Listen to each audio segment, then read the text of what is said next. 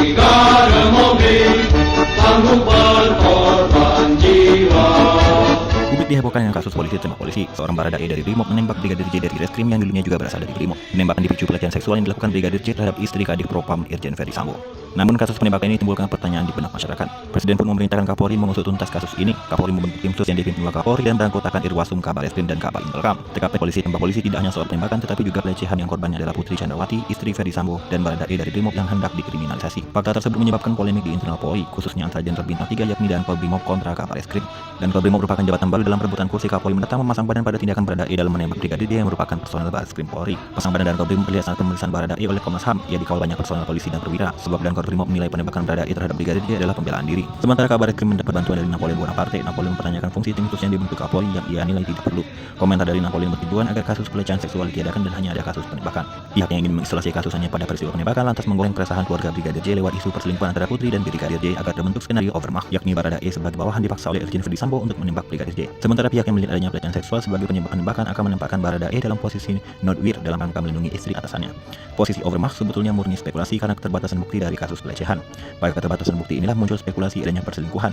Posisi baradae berubah menjadi overmacht. Posisi notwehr sebetulnya jauh lebih kuat karena sudah ada pelaporan oleh korban dan didukung beberapa saksi. Namun kasus percobaan perkosaan memang sudah dibuktikan, tetapi Komnas Perempuan mengidentifikasi adanya indikasi kekerasan seksual yang dialami Putri yang berujung penembakan tersebut. Peliknya kasus ini membuat Kapolri menarik semua kasus untuk dialihkan ke tim sus bentukannya.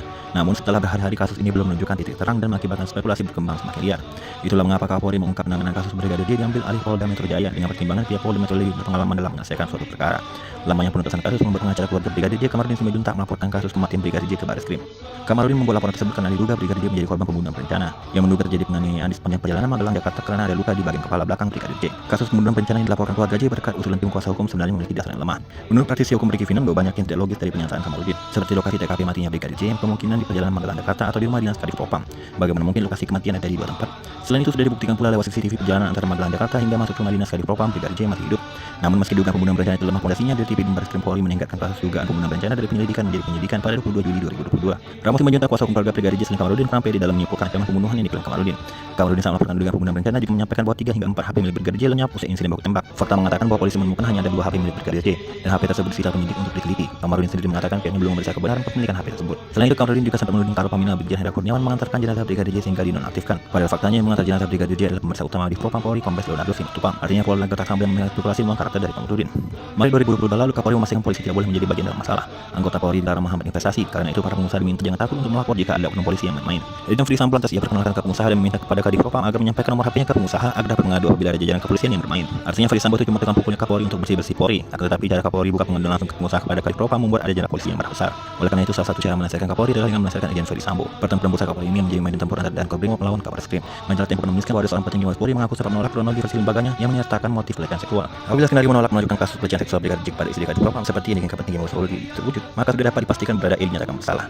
Yang juga menyeret Irjen Ferdy Sambo, Kapolri pun hilang pegangan dan busa Kapolri tanpa ada Brimob. Pernah bintang kemarin lalu daerahnya penarikan 2 laporan dugaan tindak pidana terkait tewasnya Brigadir J dari Polda Metro Jaya ke Bareskrim Polri. LP itu dijadikan satu dengan laporan dugaan pembunuhan berencana Brigadir J yang telah dari awal ditangani Bareskrim. Sehingga Bareskrim kini menangani 3 LP, yakni soal pembunuhan berencana, LP soal pelecehan seksual, dan LP soal percobaan pembunuhan Brigadir J terhadap baradae. Selain itu kita menganalisis kasus pembunuhan berencana memiliki posisi paling lemah. Sambil huta baradae Brigadir J menyatakan tidak pernah diceritakan soal ancaman pembunuhan oleh anaknya yang diembuskan Kamarudin berdasarkan kesaksian pacar Brigadir J. Selain itu Irjen Ferdy Sambo tidak ada di TKP saat baku tembak terjadi. Padahal Irjen Ferdy Sambo dan baradae adalah terlapor dalam kasus pembunuhan berencana. Hal ini pun yang menyebabkan Kamarudin mengeluarkan spekulasi baru yang menyebut adanya ancaman pembunuhan yang datang dari sekolah lama.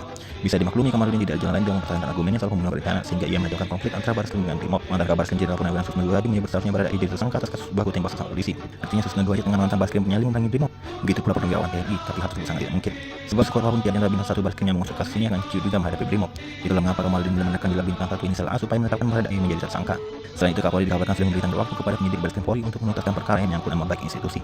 Apabila tidak juga memberikan kemajuan, Kapolri tidak saja memutasi para penyidik kasus Brigadir J. Akhirnya 3 Agustus kemarin Mabes Polri menetapkan baradae sebagai tersangka karena penembakan yang dilakukannya bukan merupakan aksi membela diri. Pernyataan Polri tersebut kemungkinan disebabkan adanya tembakan yang mengenai Brigadir J. Menurut kuasa hukum baradae, ketika melepaskan tembakan sebanyak 3 kali, baradae tidak mengetahui arah tembakannya kemana. Namun setelah melihat masih ada pergerakan di Brigadir J sementara nyawa sebagai taruhan, maka ia memilih untuk menembak lagi Brigadir J. Sehingga soal pembunuhan berencana ini sebenarnya terlalu dipaksakan.